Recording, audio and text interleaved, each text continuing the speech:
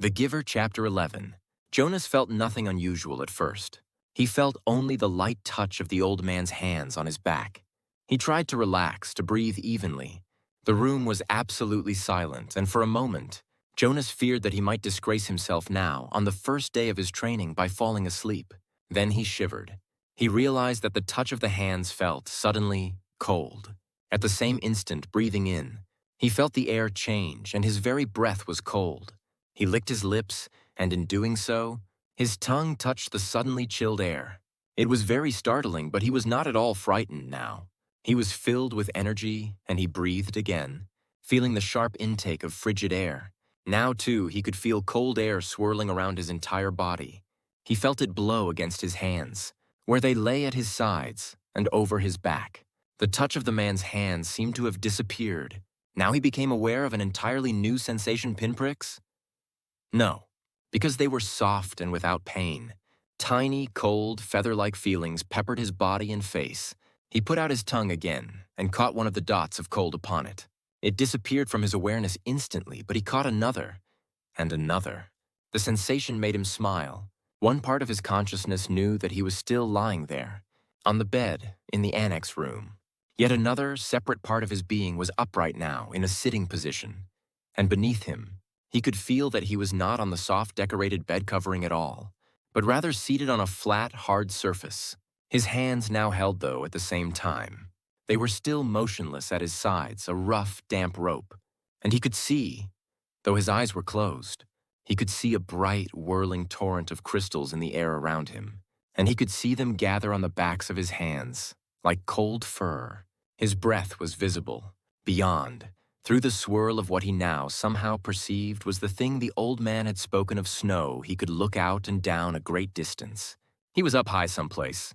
The ground was thick with the furry snow, but he sat slightly above it on a hard, flat object. Sled, he knew abruptly. He was sitting on a thing called sled, and the sled itself seemed to be poised at the top of a long, extended mound that rose from the very land where he was. Even as he thought the word mound, his new consciousness told him hill. Then the sled, with Jonas himself upon it, began to move through the snowfall, and he understood instantly that now he was going downhill. No voice made an explanation. The experience explained itself to him. His face cut through the frigid air as he began the descent, moving through the substance, called snow on the vehicle called sled, which propelled itself on what he now knew without doubt to be runners. Comprehending all of those things as he sped downward, he was free to enjoy the breathless glee that overwhelmed him. The speed, the clear, cold air, the total silence, the feeling of balance and excitement and peace. Then, as the angle of incline lessened, as the mound, the hill flattened, nearing the bottom, the sled's forward motion slowed. The snow was piled now around it, and he pushed with his body, moving it forward, not wanting the exhilarating ride to end. Finally, the obstruction of the piled snow was too much for the thin runners of the sled, and he came to a stop. He sat there for a moment, panting, holding the rope in his cold hands. Tentatively, he opened his eyes, not his snow hill sled eyes, for they had been open throughout the strange ride. He opened his ordinary eyes and saw that he was still on the bed, that he had not moved at all. The old man, still beside the bed, was watching him. "How do you feel?" he asked. Jonas sat up and tried to answer honestly. "Surprised," he said after a moment. The old man wiped his forehead with his sleeve. "Phew," he said. "It was exhausting. But you know, even transmitting that tiny memory to you, I think it lightened me just a little." "Do you mean you did say I could ask questions?" The man nodded, encouraging his question. "Do you mean that now you don't have the memory of it? Of that ride on the sled anymore?" "That's right. A little weight off this old body. But it was such fun. And now you don't have it anymore. I took it from you." But the old man laughed. "All I gave you was one ride on one sled, in one snow, on one hill. I have a whole world of them in my memory. I could give them to you one by one, 1,000 times, and there would still be more." "Are you saying that I mean we could do it again?" Jonas asked. "I'd really like to. I think I could steer by pulling the rope. I didn't try this time because it was so new." The old man, laughing, shook his head. "Maybe another day for a treat? But there's no time, really, just to play.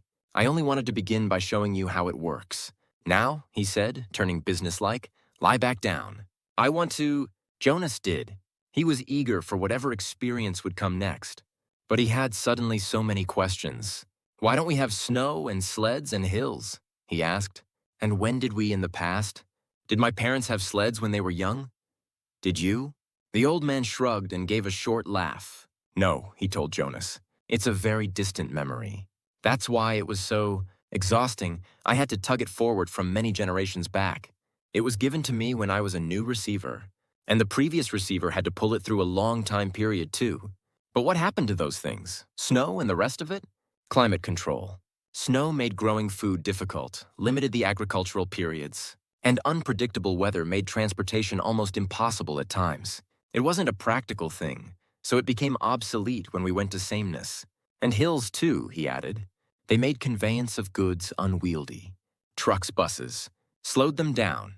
So he waved his hand, as if a gesture had caused hills to disappear. Sameness, he concluded. Jonas frowned. I wish we had those things still. Just now and then. The old man smiled. So do I, he said. But that choice is not ours. But sir, Jonas suggested, since you have so much power. The man corrected him. Honor, he said firmly. I have great honor. So will you. But you will find that that is not the same as power. Lie quietly now. Since we've entered into the topic of climate, let me give you something else. And this time, I'm not going to tell you the name of it, because I want to test the receiving. You should be able to perceive the name without being told. I gave away snow and sled, and downhill and runners by telling them to you in advance. Without being instructed, Jonas closed his eyes again. He felt the hands on his back again. He waited. Now it came more quickly, the feelings. This time, the hands didn't become cold, but instead began to feel warm on his body. They moistened a little. The warmth spread, extending across his shoulders, up his neck onto the side of his face. He could feel it through his clothed parts, too. A pleasant, all-over sensation, and when he licked his lips this time, the air was hot and heavy. He didn't move. There was no sled. His posture didn't change. He was simply alone someplace, out of doors, lying down, and the warmth came from far above. It was not as exciting as the ride through the snowy air, but it was pleasurable and comforting. Suddenly, he perceived the word for it, sunshine. He perceived that it came from the sky. Then it ended. Sunshine, he said aloud, opening his eyes. Good. You did get the word. That makes my job easier. Not so much explaining, and it came from the sky. That's right, the old man said. Just the way it used to. Before sameness. Before climate control, Jonas added, the man laughed. You receive well and learn quickly. I'm very pleased with you. That's enough for today, I think. We're off to a good start. There was a question bothering Jonas. Sir, he said, the chief elder told me she told everyone, and you told me too that it would be painful. So I was a little scared, but it didn't hurt at all. I really enjoyed it. He looked quizzically at the old man. The man sighed. I started you with memories of pleasure. My previous failure gave me the wisdom to do that. He took a few deep breaths. Jonas, he said, it will be painful. But it need not be painful yet. I'm brave. I really am. Jonas sat up a little straighter. The old man looked at him for a moment. He smiled. I can see that, he said. Well, since you asked the question, I think I have enough energy for one more transmission. Lie down once more. This will be the last today. Jonas obeyed cheerfully. He closed his eyes, waiting, and felt the hands again. Then he felt the warmth again, the sunshine again, coming from the sky of this other consciousness that was so new to him. This time, as he lay basking in the wonderful warmth, he felt the passage of time. His real self was aware that it was only a minute or two, but his other memory-receiving self felt hours pass in the sun. His skin began to sting. Restlessly, he moved one arm, bending it, and felt a sharp pain in the crease of his inner arm at the elbow. Ouch, he said loudly and shifted on the bed. Ow, he said, wincing at the shift. And even moving his mouth to speak made his face hurt. He knew there was a word, but the pain kept him from grasping it. Then it ended. He opened his eyes, wincing with discomfort. It hurt, he told the man, and I couldn't get the word for it. It was sunburn, the old man told him. It hurt a lot, Jonas said, but I'm glad you gave it to me. It was interesting, and now I understand better what it meant, that there would be pain. The man didn't respond. He sat silently for a second. Finally, he said, "Get up now. It's time for you to go home." They both walked to the center of the room. Jonas put his tunic back on. "Goodbye, sir," he said. "Thank you for my first day." The old man nodded to him. He looked drained and a little sad. "Sir?" Jonas said shyly. "Yes? Do you have a question?" "It's just that I don't know your name. I thought you were the receiver, but you say that now I'm the receiver. So I don't know what to call you." The man had sat back down in the comfortable upholstered chair. He moved his shoulders around as if to ease away an aching sensation. He seemed terribly weary. "Call me the giver," he told Jonas.